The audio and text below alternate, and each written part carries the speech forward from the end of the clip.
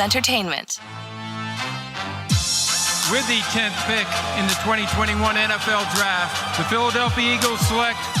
You're listening to the Journey to the Draft podcast. Welcome to the Journey to the Draft podcast presented by Life Brand. I'm your host, Fran Duffy, and we've got plenty to break down here. We have another great weekend of college football. I was at a game, but I want to get some thoughts here from Dane Brugler and Ben Fennell. But before we get there, we're going to lead things off with Scout Stories. We've got Eagles Director of Player Personnel, Ian Cunningham, on the show this week to break down the offensive tackle position. What does he look for? How has his evaluation process changed and evolved over the course of his career when he's looking at tackles? We're going to get into it at the top of the show in Scout Stories. After that, we're going to transition to Saturday Scouting, where Ben and Dane are going to join me to break down what we saw in week 3 of college football. We've got our On the Clock segment where Chris McPherson's going to join the show. We're going to talk a little wide receiver play in that segment, and we're going to round it out with a question in our draft mailbag segment about one of the best players in college football. As always, I'm going to remind you, jump onto Apple Podcasts or Stitcher, leave us a rating, leave us a comment. If you've got a question, we will answer it. If you want us to break down one of your mock drafts that you've done, we're a couple weeks now into the NFL season, so mock drafts are going to start getting more and more popular. If you've got one, send it in to us. We'll break it down right here on the show. That said, let's get into it. I'm excited for you guys to hear my discussion with Ian Cunningham about offensive tackles. It's time for some Scout Stories. Pull up a seat. It's time for Scout Stories.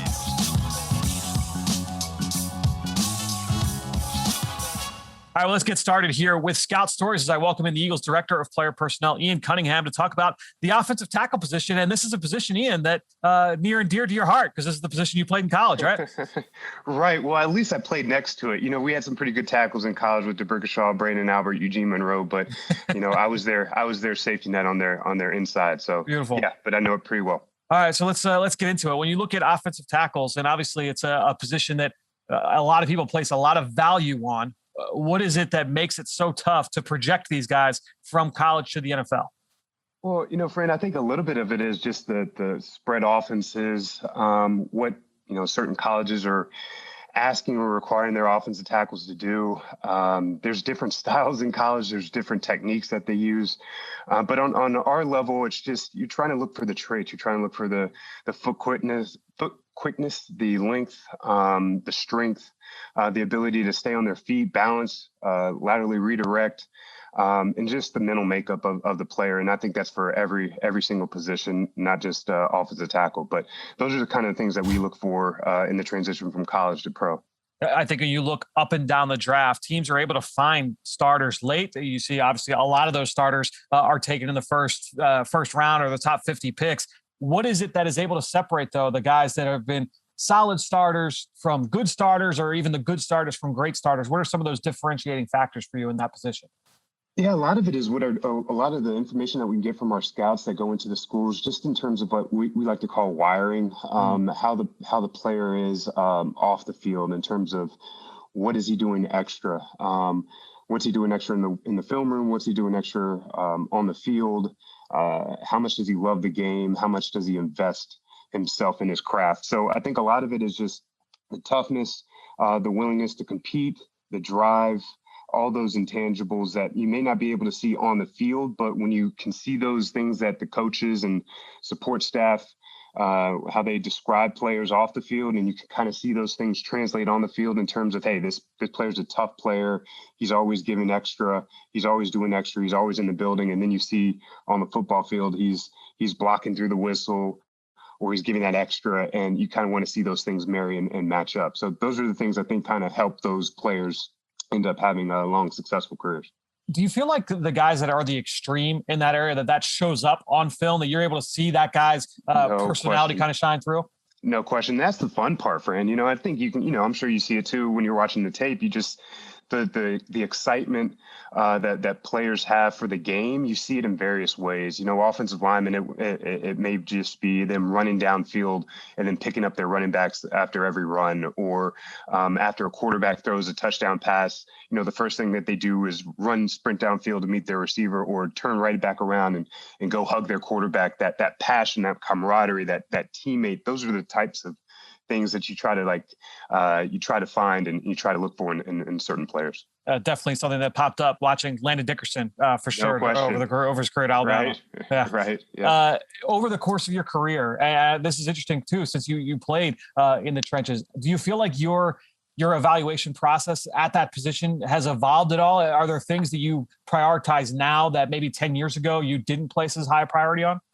Yeah, I was a lot harder on the position because I knew it, and Sure, I think you know what you're supposed to do. You know blocking schemes, you know assignments. You may not know the calls necessarily, but you know what you're supposed to do, and it's more technique. And I felt like I was really hard on players' technique versus their ability. And as time went on, I realized that, right? I think that's a little bit of human nature. You're a little bit tougher on the position that you played in terms of evaluating. But as times went on, I think for me, especially, it was more the things that I couldn't do, right? Like the big, strong, physical guys that can move guys off the spot. I found myself appreciating those qualities and traits more.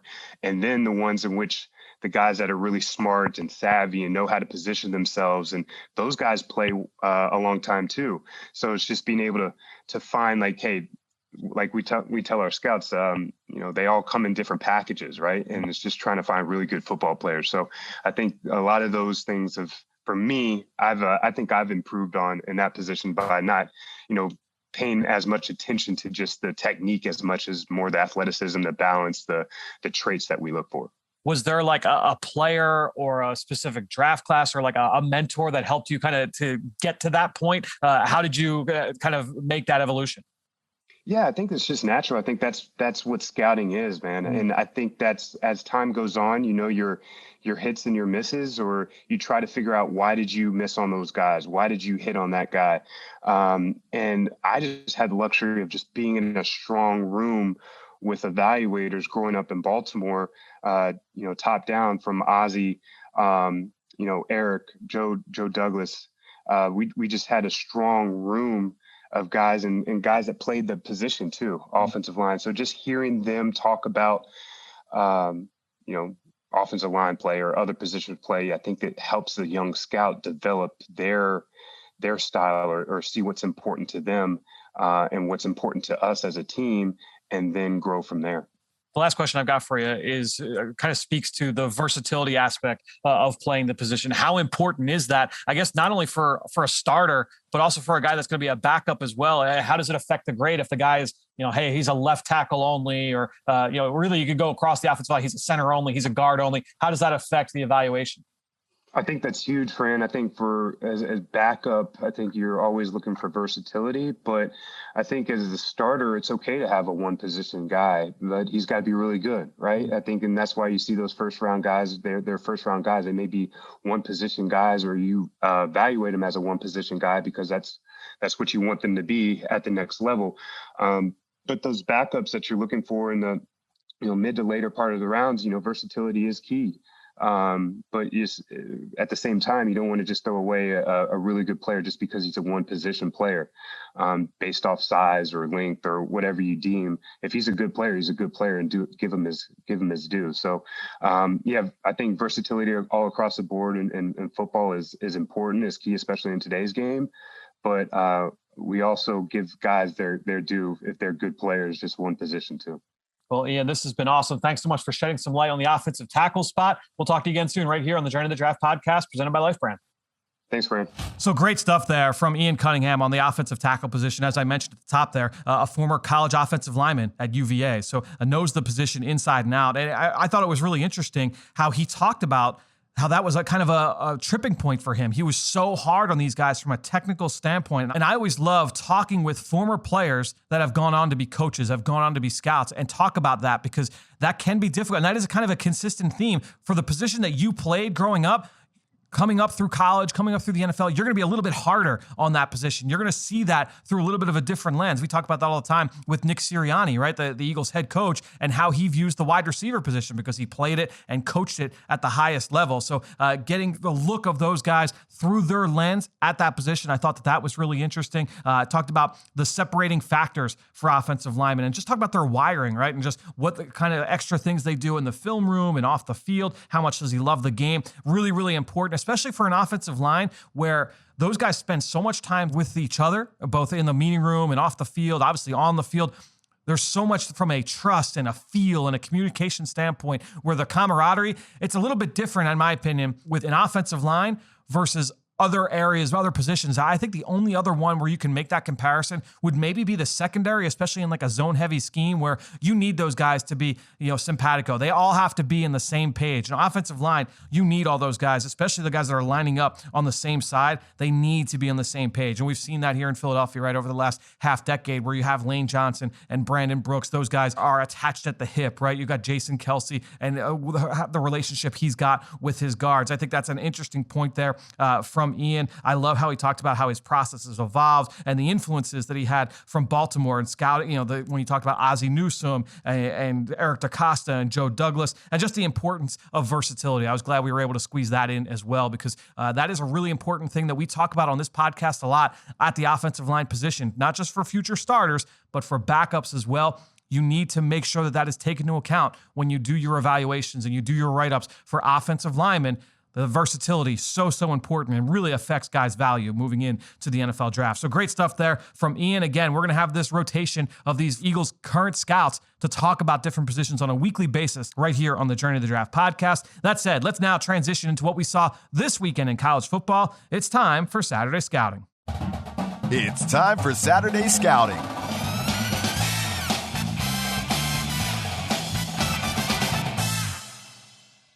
All right, guys, let's get into what we saw here in week 3 of college football as I welcome in Ben Fennell and Dane Brugler. Guys, let's get into our game balls. There were some fun games this week. We had some good upsets. We had some wins that went down to the wire. We'll go game balls here. Dane, let's go to you first. Your game ball here, your standout player from the weekend. I'm going to go with Jake Haener. With what he did as quarterback at Fresno State, it was bringing back flashbacks of Byron Leftwich. The gutsiest performances we've seen college football. He finished 39 of 53, 455 yards, 2 touchdowns. And both of his touchdowns came with under 3 minutes left in the game, including the game winner with 14 seconds left that gave Fresno the 40-37 win over UCLA. And, the Bruins, they kept answering all game, kept answering. And Haener never wavered, even though he was clearly not healthy, just toughed it out. He was a guy that started at Washington. He was going to be the starter until Jacob Eason showed up. That kind of squeezed him out. He transfers to Fresno State. He just wants to play.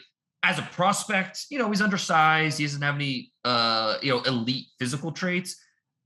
And that's probably why he's not a slam dunk draft pick. But the toughness, the resiliency as a passer, that is not going to go unnoticed by NFL teams.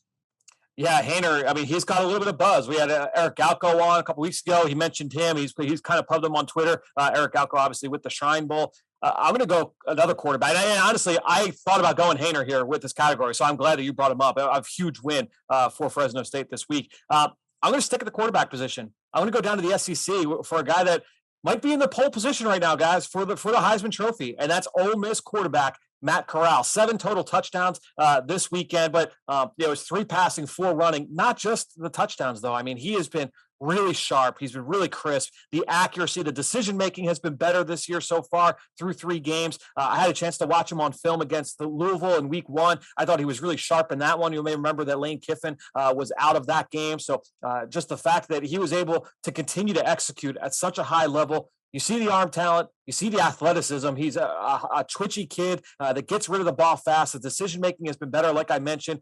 Matt Corral, building a case. We talked about him as one of the potential risers here in this quarterback group. Maybe that's going to be the case. I'm excited to continue to watch him develop. Big one here, not this week, next week. Alabama on the schedule. That'll be the big one here in a couple weeks for Matt Corral and the Rebels. Ben, who got your game ball this week? Well, I'm going to use this opportunity to give some attention to the San Diego State Aztecs. because they are 3-0, back-to-back wins over Pac-12 teams in Arizona and Utah. I know they let up a fourth quarter lead, but they got the win in triple overtime. So a lot of credit to them. They run the heck out of the football and they stop the run. And that starts with defensive end Cam Thomas, who everyone loves. Aiden Hutchinson. I got news for you. His clone is out there in the Southwest at San Diego State. This guy's a 6'5", 275-pound redshirt junior, two-time first-team All-Mountain West, leads FBS in quarterback hurries. He's second in pressures. He's tall, he's long, he's a good run-pass defender, and they're just shutting down everybody's run. I mean, they held Utah to 31 rushes for 70 yards, only allowed a little over 203 games, no rushing touchdowns. Long story short, he didn't do anything this past week that was more or less impressive than his whole season or 2020 or 2019. Cameron Thomas is a really good player. I'm so happy he ditched that number 65 because it was ugly. He's wearing 99 right now. Oh, it's huge. Looking like a poor man's J.J. Watt out there, looking like a West Coast version of Aiden Hutchinson. He's a guy that needs some attention. Really good player. You talked about him last fall, I remember, Cam Thomas. And two Mountain West players getting the game balls here. I thought it was a big week for the Big Ten. Two Mountain West guys getting the game balls here. I love it. Let's go to our one-play takeaway. Ben, I'll bounce this one back to you. Who had the big standout play that will stick with you from this weekend? Well, Traylon Burks, they made quick work. Arkansas over Georgia Southern the weekend. He only had 3 catches, but it was highlighted by a 91-yard touchdown. Just a little bubble screen. They were way backed up. But when he caught the ball, Fran and Dane, I didn't know if he was about to fight or flight because this safety was coming down unblocked. And he was about to fight him and then said, you know what, let me just run away from the safety. And he put on the burners and ran right through that defense. I know it was Georgia Southern, but this safety had a great angle. He was unblocked. He took this ball and was gone. He's 6'3", nearly 230. This guy can run, and he catches everything. He's going to be a great threat over the middle of the field in the NFL. Traylon Burks, don't forget about him at Arkansas. They're doing some really nice things with the Razorbacks. What do you think of the Anquan Bolden comp? I just started thinking about that one. He might have a little bit more juice. It's that kind of player. Yeah. I mean, it's that type of toughness. Anquan Bolden. I mean, he was a killer. Like Anquan Bolden was. But he was a killer mentally. Yes, that's what I mean. Yep. 210 pounds, maybe 215 by the time he bulked up. We're talking about legitimate. Traylon Burks might be pushing 230 by the time the combine comes. He's a linebacker out there. Yeah. I mean, it's and I'm glad you mentioned it because on The Athletic every week I'm doing a film room where I kind of take 10 of my favorite plays from the weekend and kind of break them down. And that play was one of them. I mean, he shows the physicality because he has a stiff arm in there. But then once he hits the acceleration, no one could catch him. I mean, he's a really unique player who, needs to get better with his routes, needs to cut down on the drops. But talking just size, speed, I mean, he's a very, very unique player. And this is not N'Keal Harry 2.0. This is not, those types of players where you're like, what about the other big, thick receivers that came out? He's not that type of player. I'm blanking on the other name I was about to throw out there, but Hakeem Butler. Nah, I mean, Hakeem Butler was a 4th-round pick at Iowa State. I'm talking about first-round receivers. I'm just blanking right now. Is N'Keal Harry and Laquan Treadwell. Treadwell's going, yep. Thicker receivers that maybe didn't have the separation skills that suddenly that starts to kind of catch up with you at the next level. Traylon's different. He's a really special player. Yeah, I mean, I've talked to him in the past, like Terrell Owens, A.J. Brown, that kind of player. I really love Traylon Burks. Dane, let's go to you. Your one-play takeaway this week. So I'm going to Alabama and Henry To'o, who I think I'm contractually obligated to mention at least once per podcast. But to be honest, it wasn't a great performance from him Saturday against Florida. But I think the positive plays really show the high ceiling that NFL scouts are excited about. There was a 3rd and 3 play in the second quarter where he basically puts on a clinic on how to defend the option. First, you see the initial twitch where he's able to react to the option motion. He beats the blocker to the outside, and then the spatial awareness to stay, within the 2 players, basically forcing the pitch man to give up the ball. And then you see the balance, the speed, to finish the tackle. Might have gotten away with the horse collar, so for him to clean up. But the read execution was just outstanding from To'o. Yeah, he's a player that obviously was highly built coming into the year after transferring from Tennessee. So I'm glad you brought him up. I'm going to go with another game that was ranked versus ranked here this past weekend. Big win for BYU and the Cougars over the visiting Arizona State Sun Devils. And one of the plays that honestly, like, it just stands out to me. And you know it's going to be talked about when Tyler Algier, the running back from BYU, when he enters the NFL, everyone's going to say, hey, did you see that forced fumble he had against Arizona State? How do you grade forced fumbles for running backs? No. But you talk about competitiveness and toughness and effort and passion and love for the game, all that. All of that's going to show up on this play where it was an interception going back the other way. Algier just throws on the afterburners and takes off for the defender and just tomahawk punch, Marlon Humphrey style, gets the ball out on the ground, gets the ball back for the offense. That play by Tyler Algier, really, really representative of what he brings from a football character standpoint. Scouts are going to love watching that play. You know, Fran, the two players I want to highlight in our prospects after dark last week, Arizona State, BYU, Merlin Robinson and Tyler Algier, and they were the two involved on that play. It was great to see. That's great. He reminded me of me in middle school. We played backyard football. That's the first thing I thought of. Yeah, I know. I sent you the tape, so I'm glad you looked at it. I mean, I'm too small. I was too small in middle school to really tackle anyone. So I jump on their back, try to get the ball out. That was my move. And so Tyler Algier stole my move, and good for him. I mean, the effort on that was just outstanding. Yeah, the peanut punch. It was big time there from Tyler Algier. Let's go with our down the road freak shows. Dane, I'll go back to you here. Who's your down the road guy for this week? Got to go Travion Henderson, Ohio State running back. Every week we've talked about him in one way, shape, or form. Yeah, and he set an OSU Ohio State record. Think about all the great running backs that have gone through there. No other freshman running back rushed for more yards in a single game than Henderson with 277 yards, averaged 11.5 yards per carry against Tulsa. That offense was looking shaky for Ohio State until they just said, okay, you know what? Forget the game plan. We're just going to give the Henderson the ball over and over and over. And you look at the game log for him this year. First game, 2 carries, 15 yards. Second game, 12 carries, 54 yards. Third game, 24 carries, 277 yards, 3 touchdowns. Had a carry over 50 yards. His blend of power and elusiveness is really something. He's got the speed where he can accelerate in the open field and leave defenders in his dust. He is quickly becoming one of the best running backs in college football. So it'll be interesting to see Ohio State as they continue to figure out this quarterback situation, if they lean more and more on Henderson as kind of the focal point of that offense. Yeah, I mean, Master Teague was the name coming in to Henderson. He's been outstanding week after, and he's building off that. As you said, he's gotten better each and every week. Ben, who's your down the road guy this week?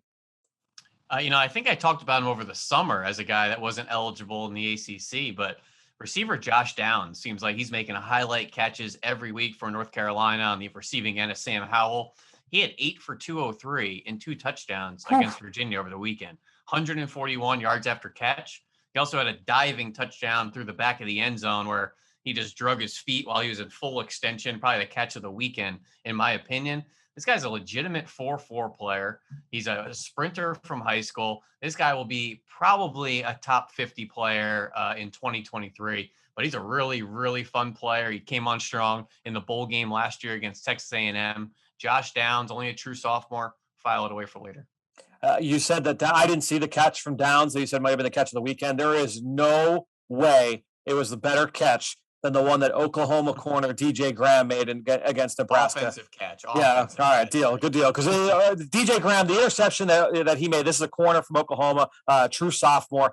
He made one of the most ridiculous interceptions that I've ever seen, and it was basically like leaping, diving to the ground, one hand across his body, and just snatches the football. Outstanding play that could have been my one play takeaway, but since he's a true sophomore, I was like, all right, let's just bump this down the road. DJ Graham, if you have not seen this interception, go and find it. Ridiculous play. See, that was the play that reminded me of Dane, not the forced fumble. Right. No, of course. I gotta get the new footage on Dane. Yeah. And how great was Lincoln Riley afterwards saying, he thought about challenging it just because it was a fourth down play.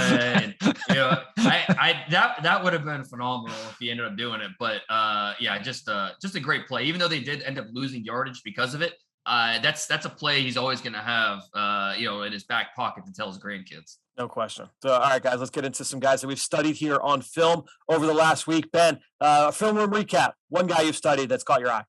So I think it's a timely film room recap because I studied him ahead of the Alabama-Florida game. And that's big defensive tackle Zachary Carter for the Florida Gators. who's 6'0", 285. He's a senior. He returned for his senior campaign, switched up numbers for a little new life out there. But he's a stout, versatile lineman. He's kind of that heavy defensive end that can slide inside or maybe keep sliding inside and play 3-tech, maybe 2-wide, maybe in a nose shade in a pinch. He's got really tight, heavy hands, works laterally extremely well, plays off contact so well, can really slip off blocks, stack and shed. His pass rush plan needs work. All right. He can free up through stunts. He's got some bull rush. He's not really explosive. He's not really flexible. He wins with his effort, his motor, and just being a real heavy presence against bad offensive linemen, which is okay because the NFL has got plenty of those too. And he takes advantage of them. He's got great tackling range on ball carriers.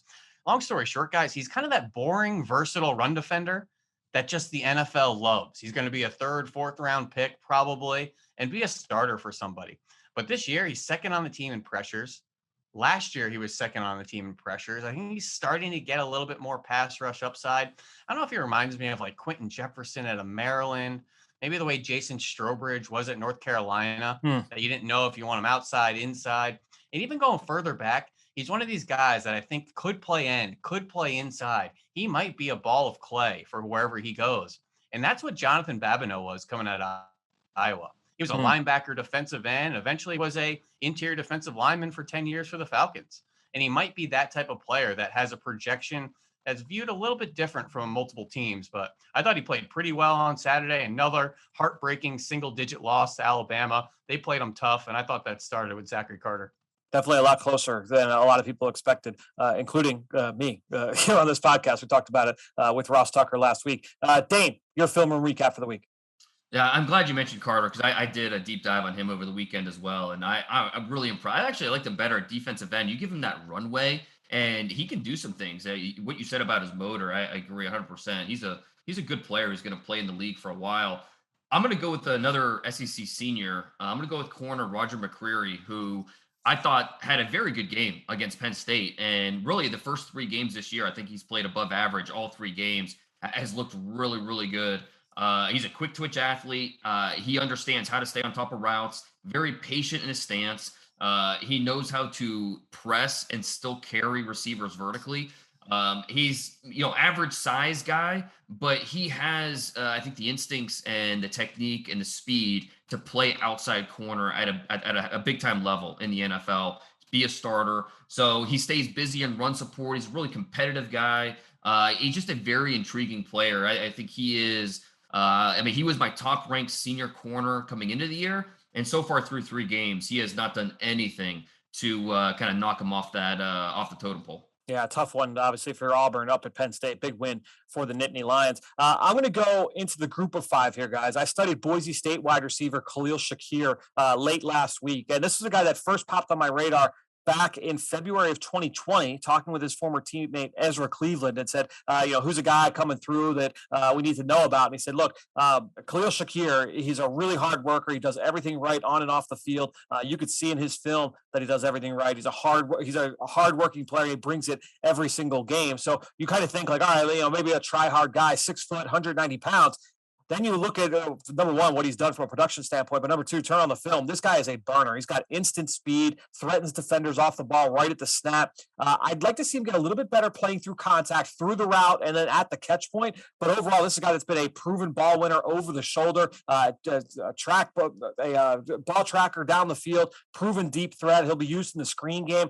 They'll put him in the backfield and have him run plays, perimeter runs with the quarterback under center. He'll be running outside zone. Very versatile player. I don't know that he'll necessarily be used that way in the NFL, but this is a guy that has some gadget ability. His position flex will serve him well. I'd like to see him get a little bit better through contact. Like I said, he's not great against press right now either, but good flashes as a route runner. I think that there's ability there to be a starter in the NFL as a third receiver. So Khalil Shakir, a guy that stood out to me here this week.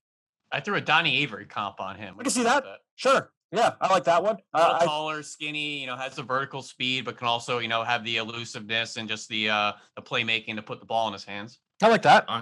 That's a name I have not heard in a long time. I actually just said it this morning because the San Francisco 49ers ran that Donnie Avery screen against the Eagles on the first third down of the game.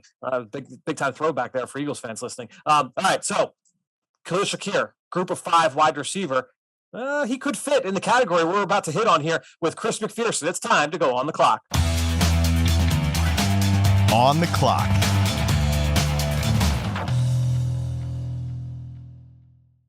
All right, well, time to make things interesting here as we welcome in Chris McPherson for On the Clock. C-Mac, what's the topic this week for us here? So I wanted to focus a little bit on the wide receivers. Okay, we haven't talked any. Basically, I'm keeping a chart, figuring out who we're talking about each and every week, and we've given no love to the pass catchers thus far. So I said, well, Dane had a great column on The Athletic about some of the matchups between, the group of five facing the Power Five conferences. And it got me thinking, who is the best wide receiver not in a Power Five conference? Okay, so completely outside the Power Five, could be FCS, what have you, but the best wide receiver outside the Power Five. And Dane, you had the great column, you sparked the idea, so we'll let you get things started this week. Okay, so I'm going to go with Jalen Tolbert, South Alabama. NFS, which is National Scouting Service. They run the combine. A lot of NFL teams are a part of it. They ranked Tolbert as the number 2 senior wide receiver over the summer, ahead of Jahan Dotson at Penn State, several others. Only Chris Olave from Ohio State was ahead of him. He's a projected day 2 draft pick, verified 6'2", 194 pounds, 33-inch arms, lines up all over the formation, slot, outside.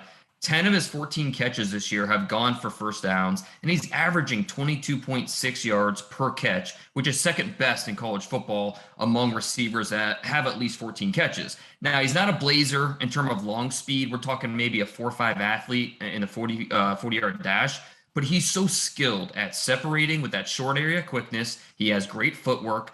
His ability at the catch point's terrific. Hand-eye coordination. He's got ball skills to finish catches. And he's also got one of the best catch radiuses in college football. He's got those long arms, the catch skills. After the catch, very efficient, going from pass catcher to runner, physicality, toughness, competitiveness.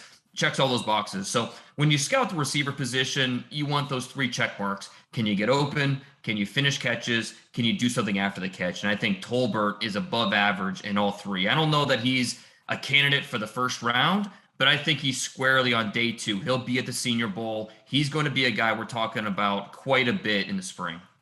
So Jalen Tolbert, talk about what's been his production leading into the 2021 season.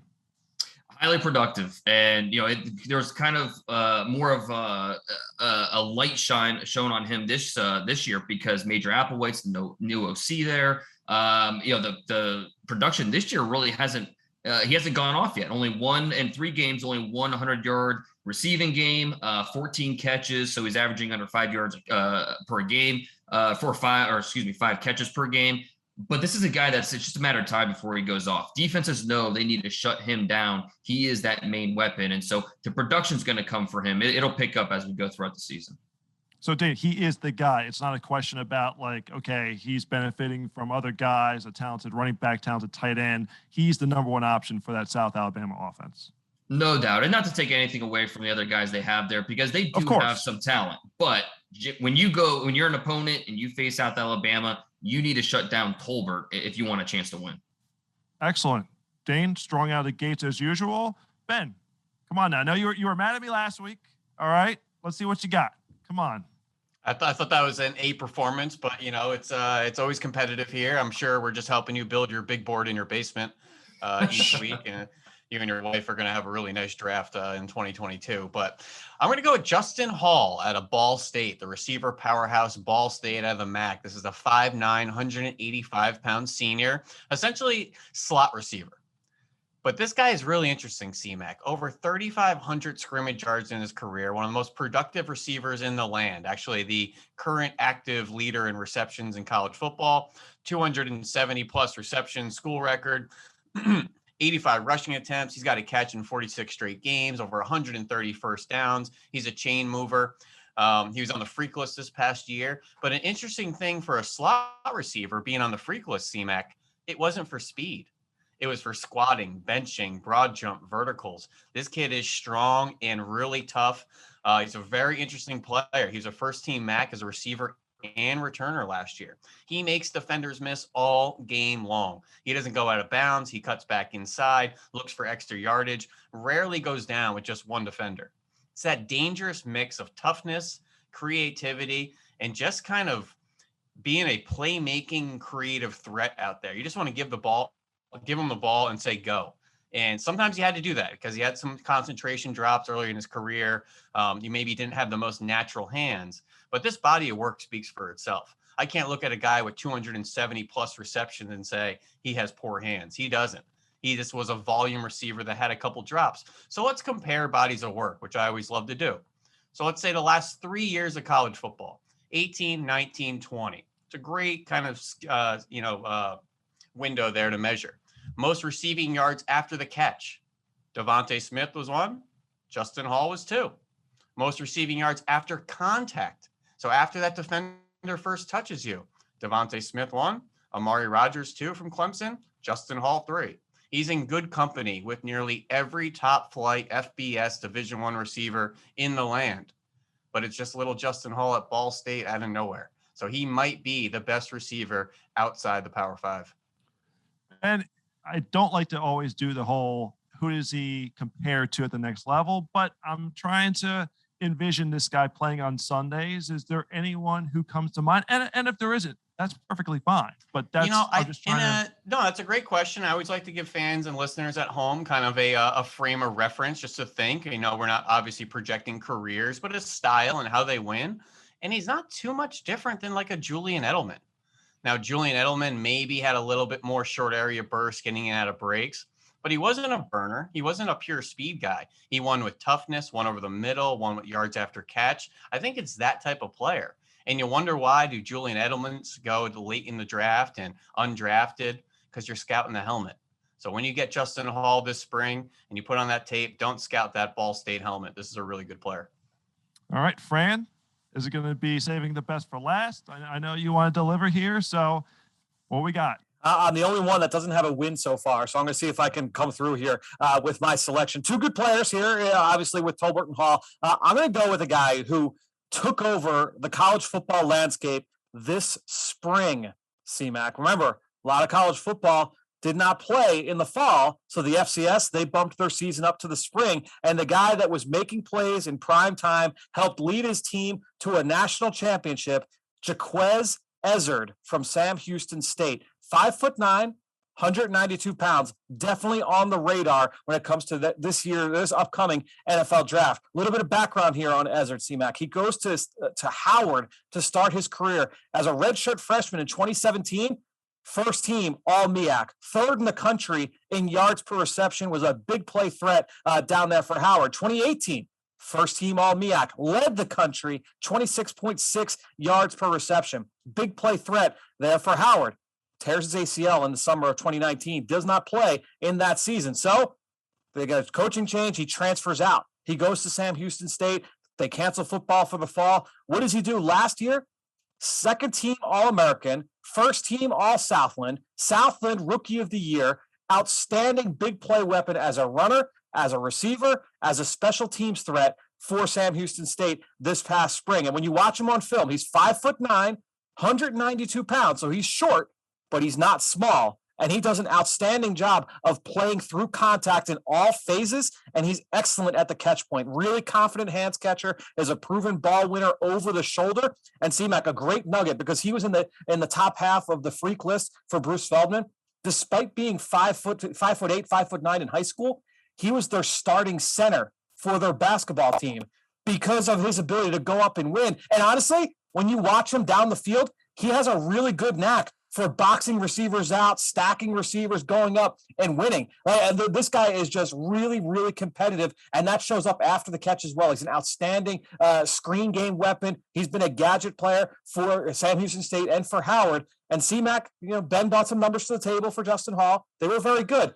You know me, I'm going to try and dig into some numbers as well. There are 3 metrics that I always will keep track of with receivers. Yards per reception. He's got 25 yards per catch over the course of his entire career. When you compare that to all receivers drafted in the last decade, that is number 2. Outstanding big play threat, proven big play threat at the college level. When you look at yards after catch per reception, when I talked with the guys over at PFF this past spring here on the show, they said, what's a sticky stat that goes with receivers from college to the league? yards after catch per reception is one that shows up. He is 4th in the last decade in yards after catch per reception, 9.6. A couple first rounders ahead of him, Brandon Ayuk and Jalen Waddle. All right, so you talk about his big play threat with the ball in his hands, and then yards per route run. He is in the top 10 as well in that metric as well over the course of the last decade. So you look at Marquise Brown, Michael Gallup, a bunch of big Jalen Waddle up ahead of him, but he is in great company in some of the key metrics when projecting wide receivers forward. He's got great speed. He's a ball winner, great production. Jaquez Ezzard, to me, I think you're really making an argument for him being the top receiver outside the Power 5 conferences. One question for you, Fran. Is he a slot guy like Hall, or is he moved around the formation? What's been his role? He is lined up primarily on the outside at X and Z with some slot. That's kind of where he's been so far, and I think that could be the way he's used, much like a Brandon Cook, C-Mac, in that he, despite his frame, he can win outside the numbers. This is a passionate argument, and this is very tough. Each and every week, it's very tough. You guys do a great job bringing the knowledge and giving me a lot of insight to kind of like envision what these guys are going to look like, not just now, but at the next level. So I'm going to go with the fact that, this guy is trying to get on the scoreboard this season. He brought a great argument for Jaquez Ezzard. Just the fact that he was a starting center, I think that might be the one that puts it over the top. But I also like the fact that he's played a little bit on the outside. Very, very tough. Quite honestly, after yours, Ben, I thought it was going to be a done deal. I didn't think that Fran was going to have a whole lot to bring to the table, that he'd be able to do it. But, it was strong.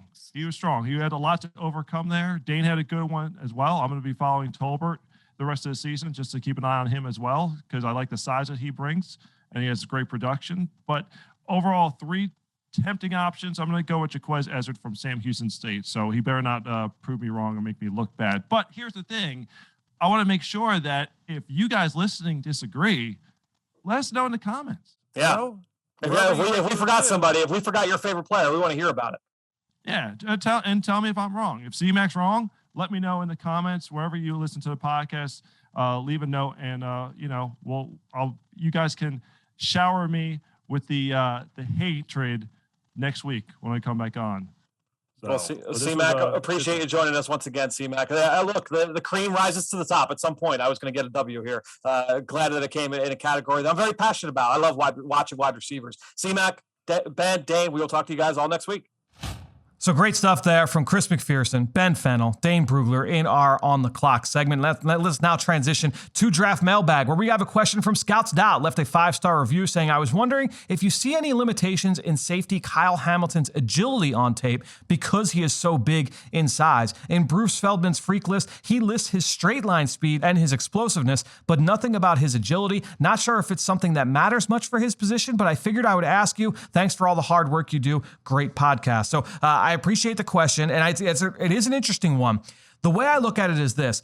Yes, Bruce did not list any of the agility numbers, and obviously all those numbers he gets, they're provided by the school at this point, right? Because he hasn't done any professional training with agents and stuff like that. He hasn't worked at a combine center yet. So he's getting those numbers from the school. The ones that stand out, those are the ones that he puts in that freak list article. But when you watch Kyle Hamilton on tape, I don't see any real stiffness laterally. I don't think that that's necessarily a weak point in his game. What I will say, we talk about, and I think it's easy to kind of fall into this trope, to fall into this trap about the safety spot with Kyle Hamilton and how he's the answer to what we saw last year with Kyle Pitts. You've got the freak show tight end that can move up, move all around the formation and play as a wide receiver. Oh, well, now you've got the freak show safety who can line up and match against those guys. I think of all of Kyle Hamilton's traits, and I love Kyle Hamilton as a player, man-to-man coverage, I don't think that that's his best trait. I don't think that that's the best thing that he does for a defense. I like him a lot more where he's reading from depth and he's playing as a top-down defender,